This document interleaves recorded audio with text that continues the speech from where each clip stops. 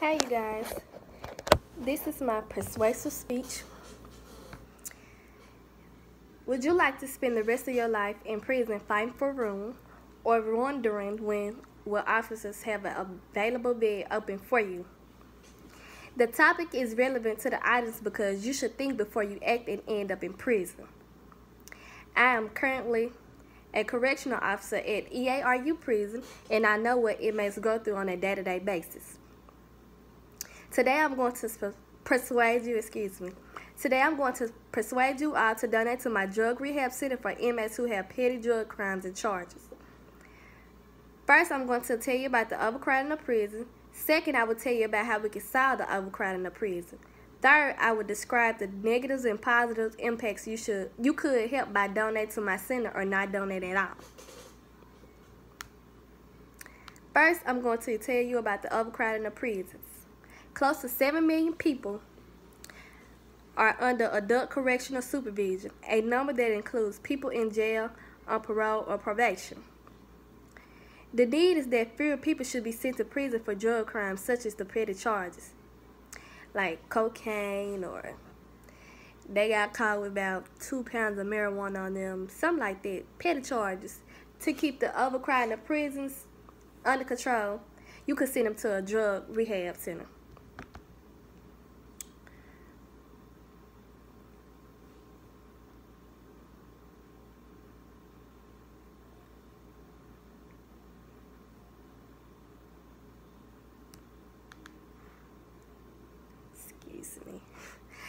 The problem is that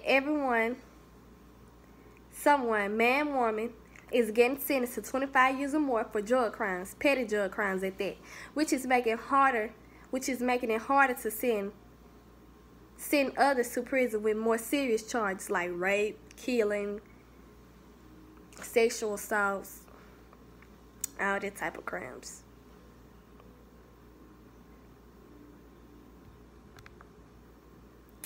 Because there is not enough room. The negative impacts of this problem is that double celling inmates can cause problems because inmates are required to have a certain number of space. Now that I have told you about the overcrowding of prison, now I'm going to tell you about how we can solve the solution of overcrowding of prisons. This is how we can stop overcrowding of prisons. Step-by-step solution plan detail. Go to our website called stoptheovercrowdingofprisons.com. It's a website where you can donate anywhere from $20 to $250 to help with the drug rehab center. I'm trying to build for inmates with drug charges. When you go to the website, you have plenty of options to choose from. After you've chosen the amount you want to donate, you would then choose the location you would like to send to. The location would be anywhere from Little Rock to Pine Bluff, Texas, different places where inmates are from. Like, say for instance, an inmate could be from Texas and he's in prison. You can send it there. Because I'm trying to build more drug rehabs everywhere. So every city could have a drug rehab center for other people.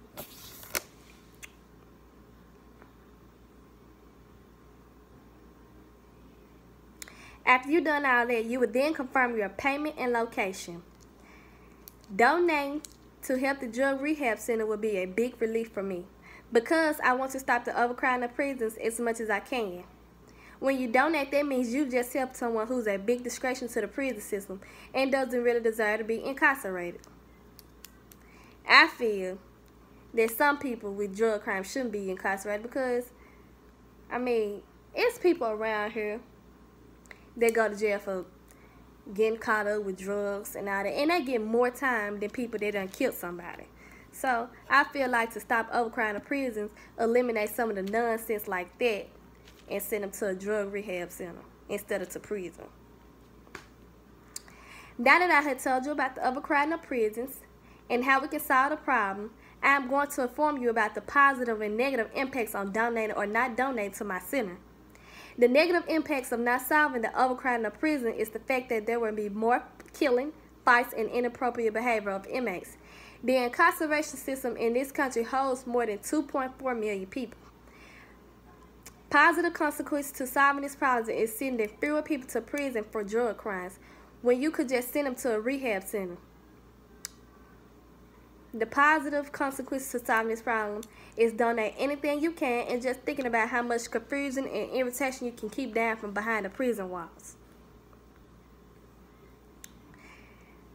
We've talked about the overcrowding of prisons, how we can help solve the issue, and the positive and negative impact it could cause by donating or not donating. Today, you should want to be supportive to someone who really doesn't deserve to be in prison over petty drug charges by donating anything you can to help them into a rehab center. You wouldn't like to spend your time in prison fighting for room, wondering when you will receive an open bed. So help someone out with a petty drug charge to a rehab center just by donating what you can. It don't matter what you donate, when you donate it. Just think about it. It could be your cousin, uncle, auntie, anybody in jail.